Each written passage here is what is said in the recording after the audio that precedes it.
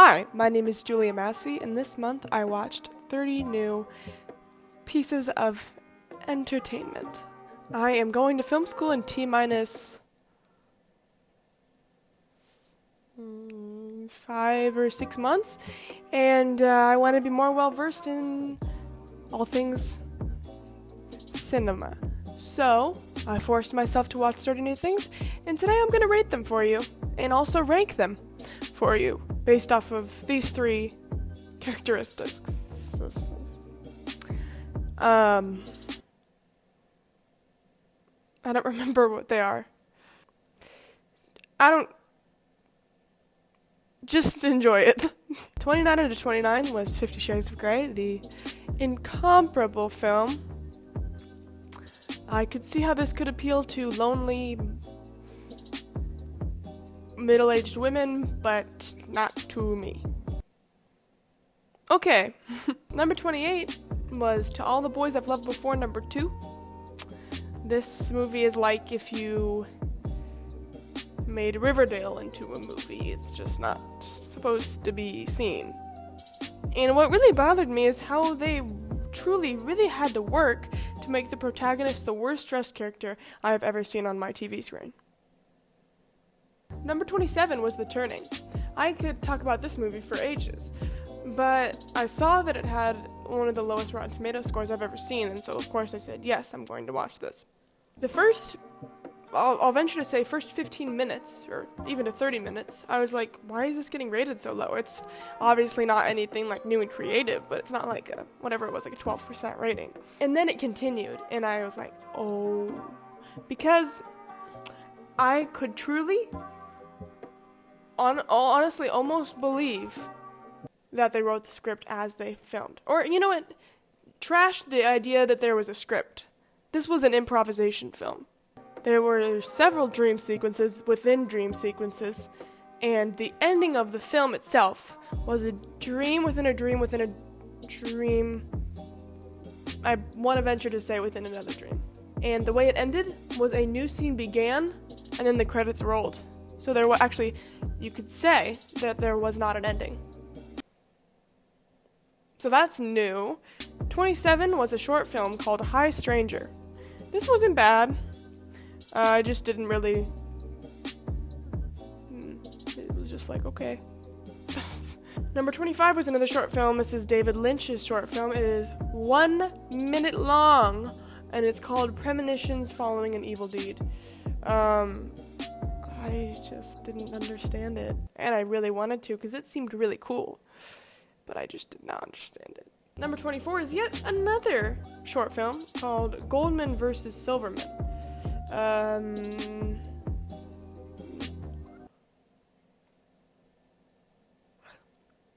That tells you how I felt about that one. Number 23, another short film, Pearl. I believe it's Pixar. It was fine. Yep. 22, yet another short film. This is one of my favorites of his passion. This short film I actually really enjoyed, but in terms of rewatchability, I don't know how many more times I would watch this. It was entertaining. Number 21 was actually Slumdog Millionaire. I watched it on the way home on a really long road trip, and this movie felt like 5 hours long to me. I don't know why. Is it supposed to feel like that? I feel like it was a pretty fast-paced movie, but I was like, oh my god, I'm only halfway through. It feels like I feel like I could have raised a child in this amount of time.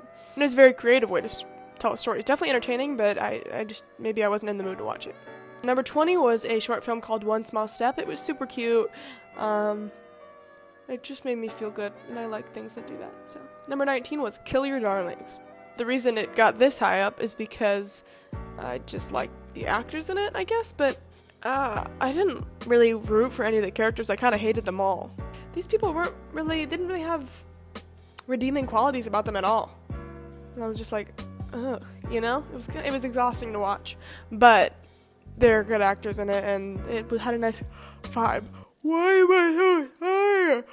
Number 18 was Hair Love.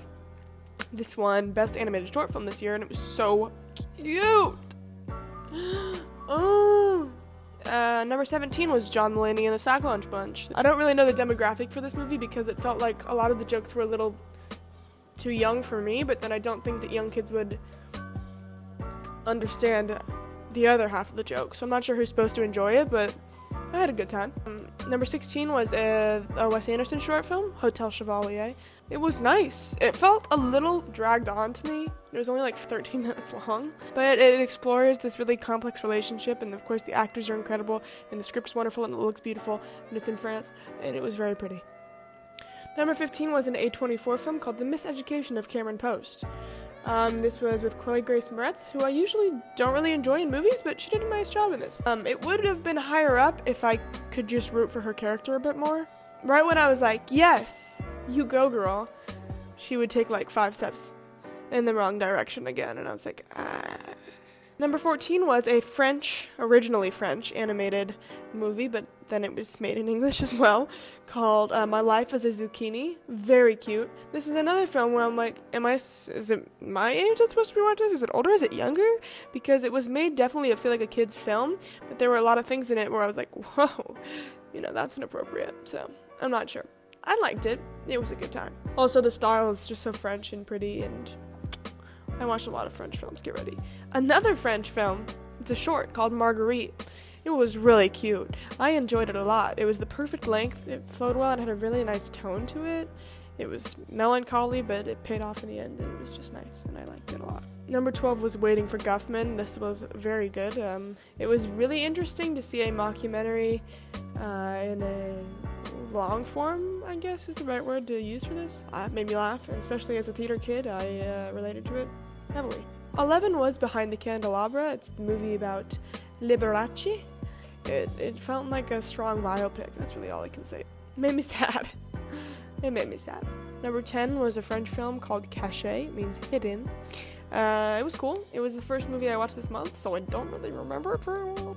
It was a pretty original way to tell a story. And the kind of disjointed scenes, but it worked really well. It was cool, and it was frankly very French, which I like. Number 9 was Castello Cavalcanti, another Wes Anderson short. I liked this one. It was short and sweet. It was a perfect length for me. It was just short and sweet. It was short and sweet, and it was short and sweet. Oh my god, I'm so boring. Number 8 was Shaun of the Dead. I don't really like gore, so I didn't watch a lot of it. But Edgar Wright's a fantastic storyteller, and his style is unmatchable, so of course I had a jolly old time. Number 7 was Sorry to Bother You. I finished this film and I was like, oh, I know I liked it. I can't explain.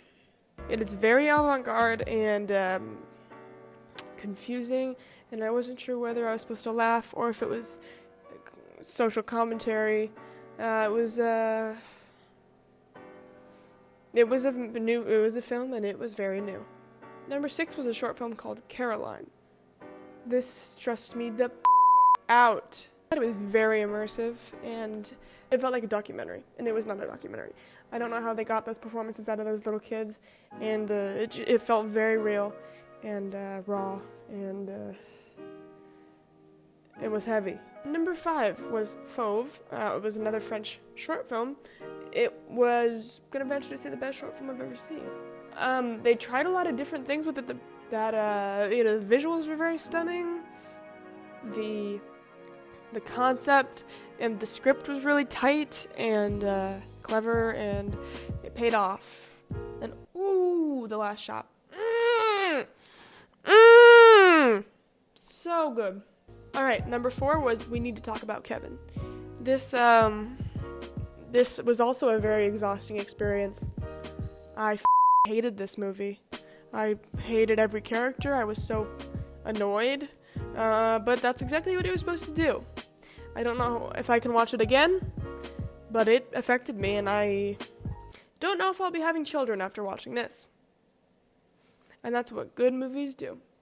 Number 3, I'm just counting it because I watched the entire season in one day, and it is I Am Not Okay With This. It's like directed by the same people as did the end of the It is directed by the same people that did the End of the Effing World, and produced by the same people that did Stranger Things, I think.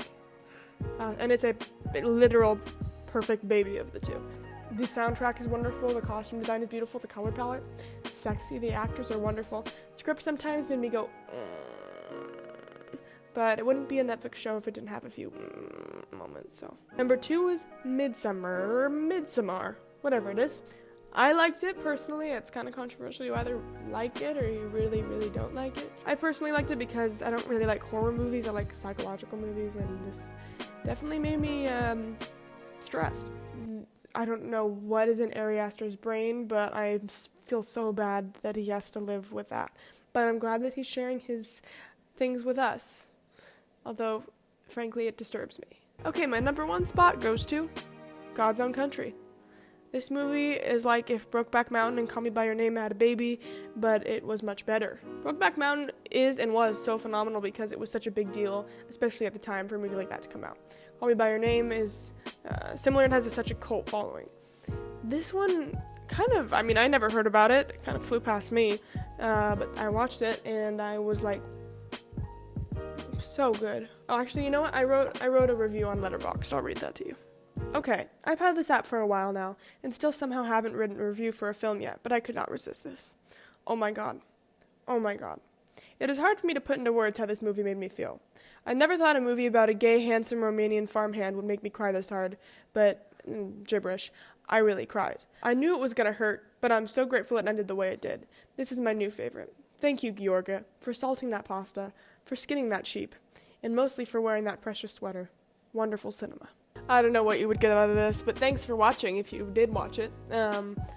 I watched a lot of new kind of crazy films that were really out of my comfort zone this week. Put me to sleep! This month. It's taught me a lot and made me kind of want to experiment myself, which is always cool. If you have any movies you want me to watch, tell me. And yeah.